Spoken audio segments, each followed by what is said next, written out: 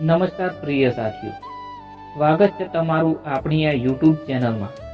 તમે જોઈ રહ્યા છો મોટિવેશનલ અને સ્પિરિચ્યુઅલ જ્ઞાનવર્ધક વિડીયો. મિત્રો, આજે હું તમને જીવનની એક એવી ઊંડી વાત કહું છું જે વાંચવામાં સરળ લાગે છે, સાંભળવામાં સામાન્ય લાગે છે, પણ જ્યારે આ વાત તમારા દિલમાં ઉતરે છે ત્યારે આખું જીવન બદલાઈ જાય છે. કહેવાય છે કે ભગવાન કહે છે ત્યાગ કરો, નારાયણ કહે છે ત્યાગ કરો, મહાદેવ કહે છે ત્યાગ કરો, ભગવાન રામ કહે છે ત્યાગ કરો, ભગવાન શ્રી કૃષ્ણ કહે છે ત્યાગ કરો. પણ આપણે જ્યારે આ શબ્દ સાંભળીએ ત્યારે મનમાં આવે છે કે ત્યાગ એટલે શું?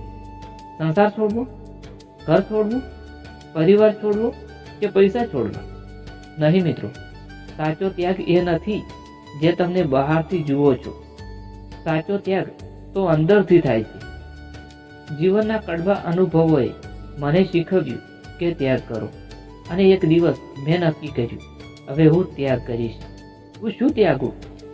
હું ત્યાગું આશા રાખવાની, હું ત્યાગું રાહ જોવાની, હું ત્યાગું લોકો પાસેથી અપેક્ષા રાખવાની, હું ત્યાગું ગુસ્સો કરવો, ઝઘડો કરવો, રૂઠવું, હું ત્યાગું લોકોને મનાવવાનું.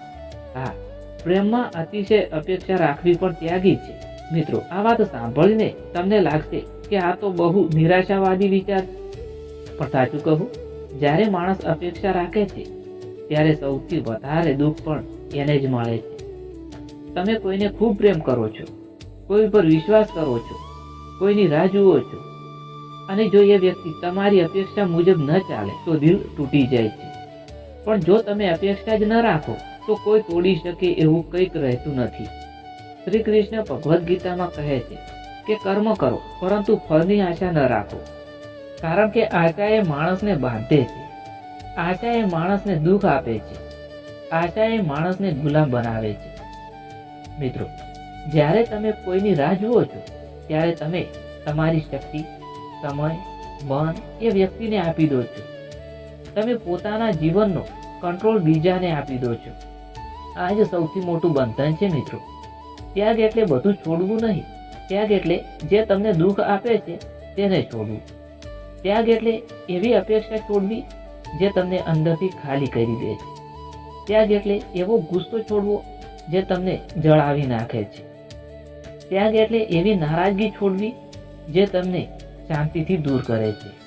મિત્રો, જીવનમાં સૌથી મોટું દુઃખ એ છે કે આપણે જે લોકો માટે બધું કરીએ છીએ એ લોકો જ આપણને સમજે નહીં. અપેક્ષા રાખીએ છીએ કે તેઓ બદલાશે, તેઓ સમજશે, તેઓ અમારી કદર કરશે. પણ સમય બતાવે છે કે દરેક માણસ પોતાની દુનિયામાં જીવતો હોય છે. જ્યારે મેં આ સમજ્યું ત્યારે મેં કહ્યું, હવે ત્યાગ. હવે કોઈની પાસે અપેક્ષા નહીં, હવે કોઈ માટે રાહ નહીં, હવે કોઈ માટે જાતને ખોવાની નહીં. મિત્રો, ત્યાગ એટલે નીરસ જીવન નહીં, ત્યાગ એટલે સ્વતંત્ર જીવન.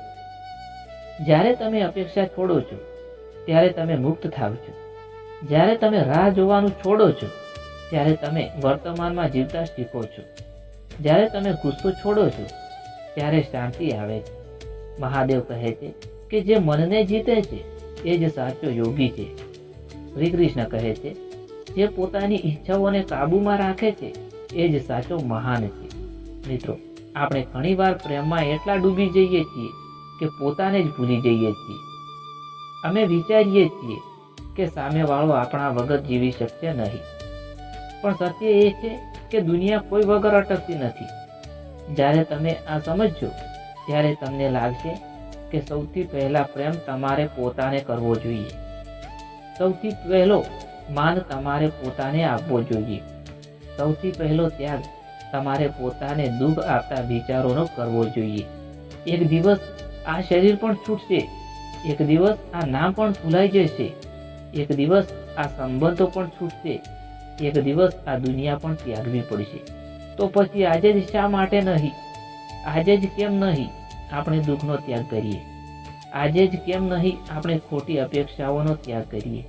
મિત્રો, જીવનનો સાચો અર્થ એ નથી કે તમે કેટલા લોકો માટે જીવ્યા. જીવનનો સાચો અર્થ એ છે કે તમે કેટલા સત્ય માટે જીવ્યા. જ્યારે તમે ત્યાગ શીખો છો ત્યારે તમને સમજ પડે છે કે સાચી ખુશી અંદર છે. સાચી શાંતિ કોઈ માણસ આપતો નથી. સાચી શાંતિ કોઈ પૈસા આપતા નથી. સાચી શાંતિ કોઈ પ્રસિદ્ધિ આપતી નથી. સાચી શાંતિ ત્યારે આવે છે જ્યારે તમે તમારા મનના બોજનો ત્યાગ કરો છો. મિત્રો, તમે જો કોઈની રાહ જોતા હો તો આજે જ છોડો. તમે જો કોઈની અપેક્ષા રાખતા હો તો આજે જ છોડો. તમે જો કોઈ માટે જાતને દુઃખ આપતા હો તો આજે જ છોડો. કારણ કે અંતે આ દુનિયા પણ એક દિવસ ત્યાગવાની છે. અને જે માણસ જીવનમાં ત્યાગ શીખી જાય છે એ માણસ મૃત્યુથી ડરતો નથી. શ્રી કૃષ્ણ કહે છે, જીવન એક યાત્રા છે અને ત્યાગ એ યાત્રાનો સૌથી સુંદર પાઠ છે. મિત્રો, જો આ વાત તમને સ્પર્શી હોય તો તેને દિલમાં ઉતારો અને યાદ રાખજો, જે છોડે છે એ જ આગળ વધે છે, જે ત્યાગે છે એ જ સાચો મુક્ત થાય છે. જય શ્રી કૃષ્ણ, જય શ્રી મહાકાળી માં, જય શ્રી સતી માં, જય શ્રી ગોગાજી મહારાજ. ધન્યવાદ.